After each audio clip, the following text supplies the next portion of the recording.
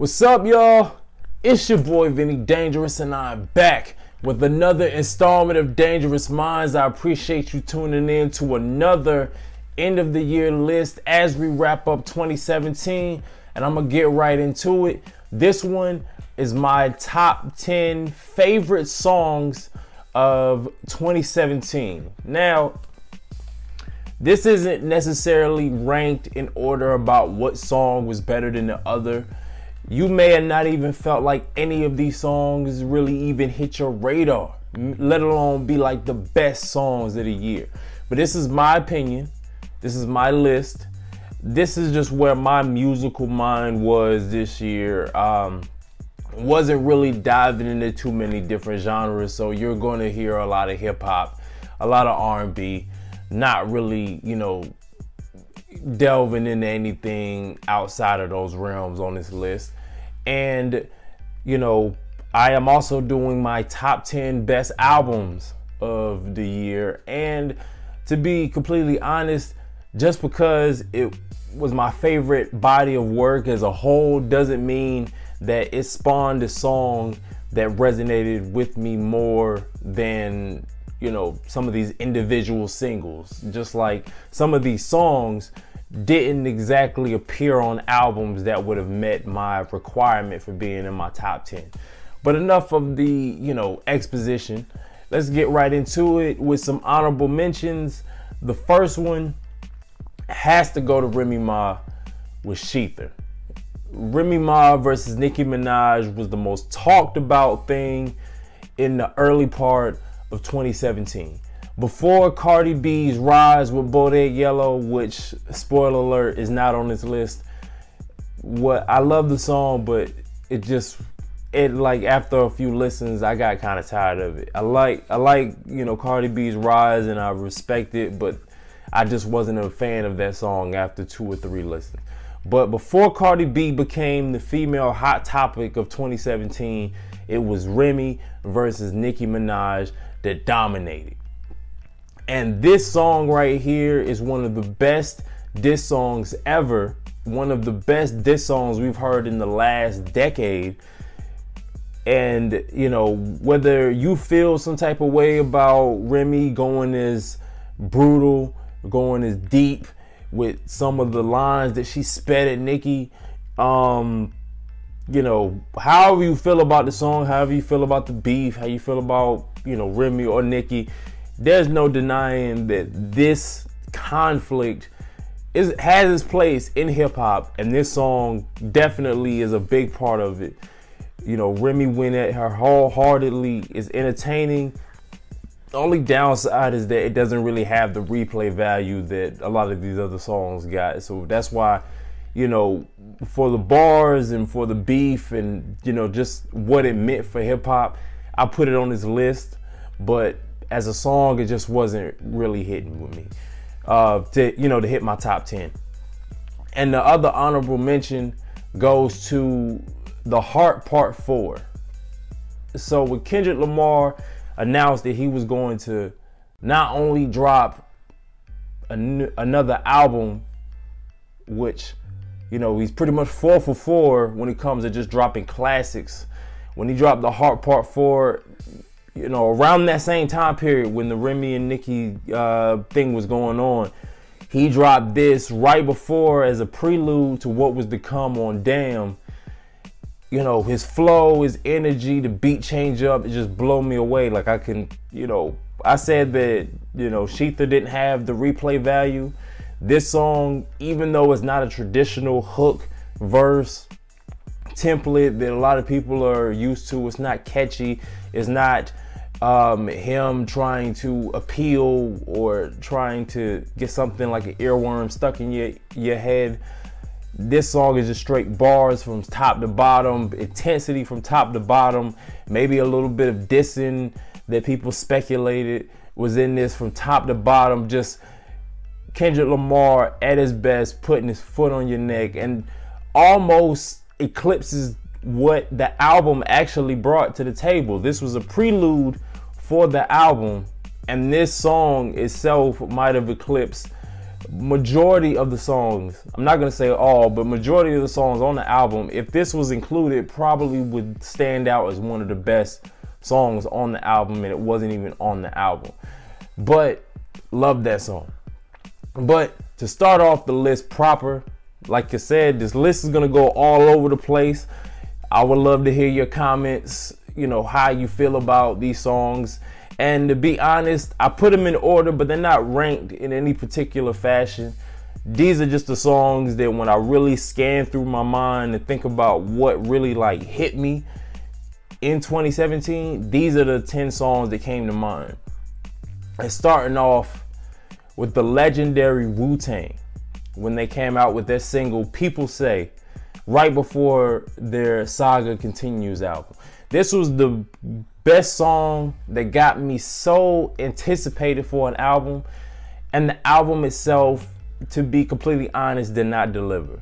It's still a solid project, but I just was expecting more, especially with a song like this. Method Man and Redman still the show. Raekwon does his thing. You know, the other members of WuTang do their thing, but it was really the Method and Red show on this track, to be completely honest. First of all, Method Man spits probably one of the best verses I've ever heard him spit, period. And this guy's catalog is so crazy. The bars that he has laid down on wax is just almost untouchable. I feel like on the mic, Method Man does not get enough credit. You know, maybe because of, you know, his other things like How High, and his basically known to be a stoner and kind of like the funny guy. But To Cal is one of the greatest hip hop albums of all time. If you haven't listened to it, you know, a lot of people my age have not listened to that album. You need to listen to that album. Method and Redman's collaboration albums, both 1 and 2, were great. But, you know, this was one of the best verses I've heard him spit, and Redman wasn't too far behind him, spitting one of the best verses I've ever heard him spit. And just the griminess of the beat, just the bars on top of bars, you know, it was just mind-blowing. And even in 2017, that style, those legendary rappers, those legendary artists still can come in and knock one right out the park. So, you know, love that track. But I'm gonna go back to the R&B side of things. Hit y'all with some hip-hop shit. This was really a big year for R&B, at least for me. Like, I've found a lot of artists like H.E.R. and SZA and Daniel Caeser, Sabrina Claudio, like a lot of people that was really resonating with me. But SZA is definitely R&B MVP of 2017. And a lot of people were infatuated with her song The Weeknd. But her song Drew Barrymore is my number 9. And that was a song that really, like, to me, the whole album is incredible. Deserves all the accolades that has been getting. But before The Weeknd, before Love Galore, the first song I heard in anticipation for this album was Drew Barrymore. And it's just the beat, her singing, the video, just everything about that song to me was just, you know, above everything else. Like, you know, it's kind of like more what I would have expected sonically from her when you hear her Z and S EPs.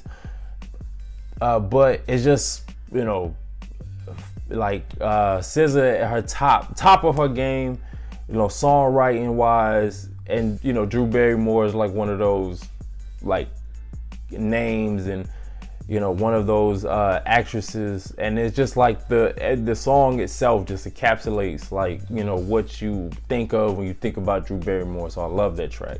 Number 8, Plain Jane by A$AP Ferg. Kind of like WuTang. It was a song that I heard in anticipation for this album. This one and the song with him and Cameron.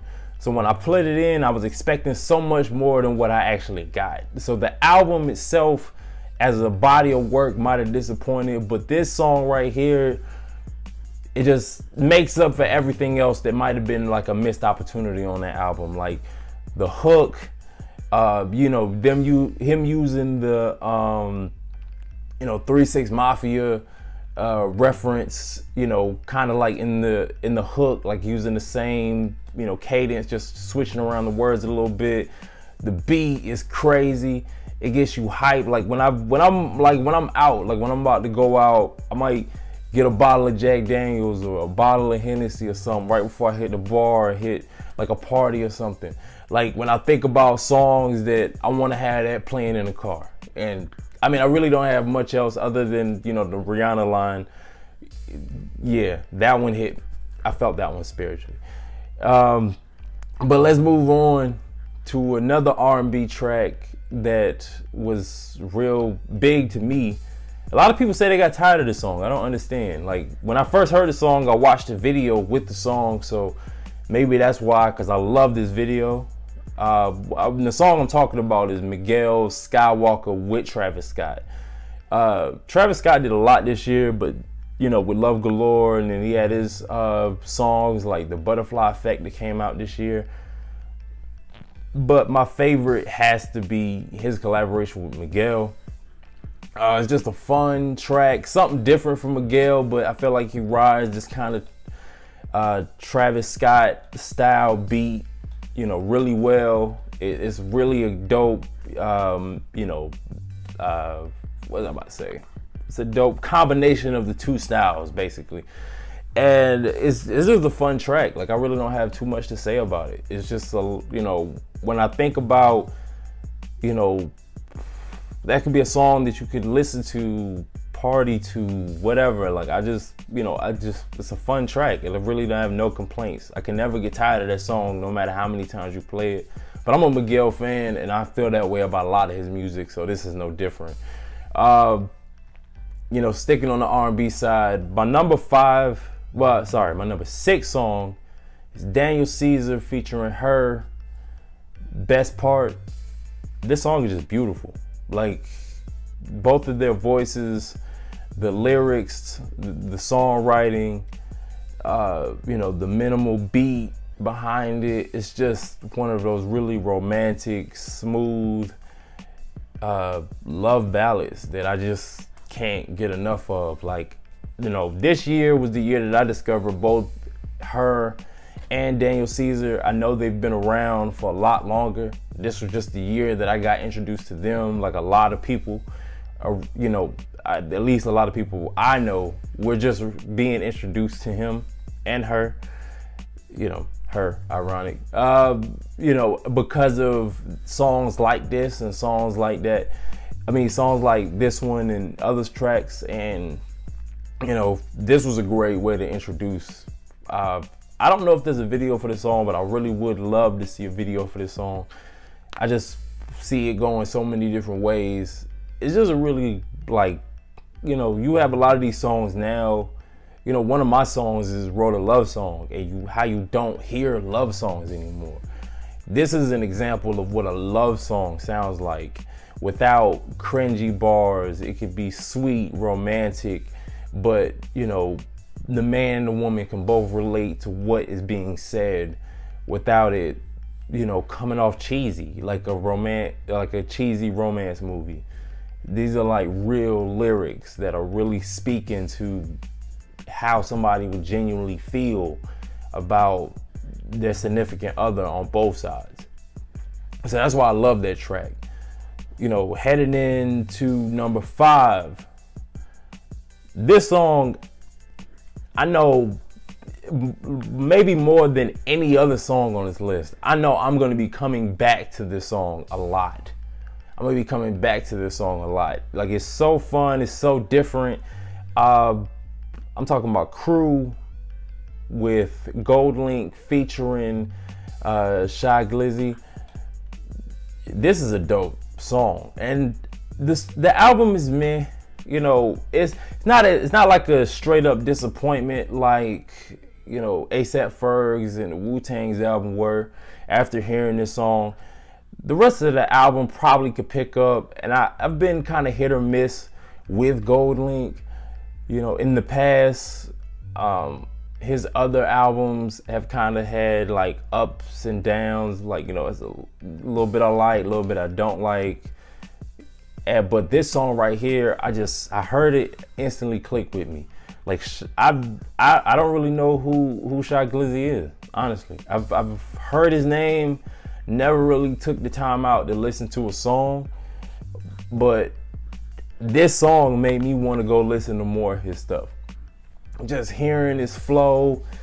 I always say he almost sounded a little bit like A$AP Ferg on this track, but not in a bad way. Like I like, you know, A$AP Ferg's zany delivery, and you know, he had the same thing and mixed in with this really smooth but up-tempo beat with Goldlink's laid back delivery, kind of like to be able to bounce off of. And then, you know, the Gucci Mane remixes is straight. I wasn't really a fan of it. I kind of like the version without him more, but I mean, it's not bad. It's not bad. Coming in number 4, you know, I had told you I didn't really dive into too many different genres, and I don't really have any Drake songs to pull from because I wasn't really a fan of More Life. You know, there's some songs that was there, but they're nothing that really stuck. But his collaboration with Wizkid, Come Closer, you know, that song right there had me really excited about both of those guys. Like, I love Wizkid. I've been a fan of him for at least about a year now. And he's, you know, from the stuff that I've heard, he's always consistently delivered. And him and Drake over this dope instrumental, basically doing what both of them do best. You know, with the flack that Drake gets for jacking, you know, styles from different cultures and stuff like that, he wrote this track, which is more of an Afrobeat style instrumental. He wrote that beat really well, really inoffensively, and him and Wizkid just sounded like great together. Like dope lyrics, good time. You know, it's really one of those songs that just comes on and, you know, just kind of fits everywhere. Like, it's dope to listen to, it's dope to party and rock out to. Well, not maybe not rock out, but it's, you can put it on at a party and it'll, you know, it'll fit just fine. Now this one is a real low-key track. Number 3, Dawson's Bleak, Dawson's Creek, Ty Dolla Sign's. Ty Dolla Sign's dropped one of my favorite albums this year. A lot of dope tracks, a lot of dope songs. It was actually a toss-up between this song and another song he has with Damian Marley called So Am I. But this song right here had me more excited about his album than anything. I'm a big fan of his, so when I knew he was coming out with an album this year, I was already instantly excited. I was instantly wanting to hear it. But after all hearing the songs that was coming out before the album's release, this was the one that really stuck out. And even after listening to the album and listening to how good it was, I always come back to this song. Even after downloading it on Apple Music and playing it to death, playing it into the ground, when the album came out and I had the full album, I'm still listening to it like it just came out. Like, it's just something about this eerie, almost haunted house type of beat over these dope trap instrumentals. I mean, damn, trap instrumentals, trap bass and drums and hi-hats. And his delivery is dope. Very simple, but with his voice and the cadence that he's using is just effective. And then you got Jeremiah coming in. I mean, he was, to me, kind of like a useless part. He kind of just filling a spot to me. His part, you know, it fits the song. It doesn't derail the momentum of the song. But if Ty Dolla Sign would have did that verse, it wouldn't have really made as much of a difference of having him there. Like, it's different than with Crew and Shy Glizzy. Like, they, you know, him and Goldlink bounced off each other real well, and it sounded like a dope contrast of styles that helped make the song even better. Jeremiah was kind of just more there, but I love this track so much that regardless if he was there or not, it wouldn't have mattered. I would have loved this song anyway. All right, so my number 2 track, you know, is big And as great as 444 was this year, I had to give some love to the story of OJ. Out of all the songs that came off of that album, and majority of the album is pretty much could make anybody's top 10 list of best songs of the year. But this song to me just stood out. The message, you know, how he used the light nigga, dark nigga, just using that kind of concept, you know, mixed in with somebody like OJ, which is like the perfect, I guess you could say, metaphorical figure you could use in a scenario like this to get that point across. The Nina Simone sample, the video, which was amazing, fit the song perfectly. Like, it's just not enough good things I could say about it. I feel like Jay-Z spit some of his best and realest bars on this album. I mean, on that song, on this album in general, but on that song, like he definitely was spitting some of his best. Even at this point in his career, was spitting some of his best. And that song, out of all the songs, I feel like that's the one that sticks out the most to me on 444. Love that track. And my number one song, even like I said, this list isn't in order from top to bottom, best to worst, you know, or, you know, least favorite to most favorite.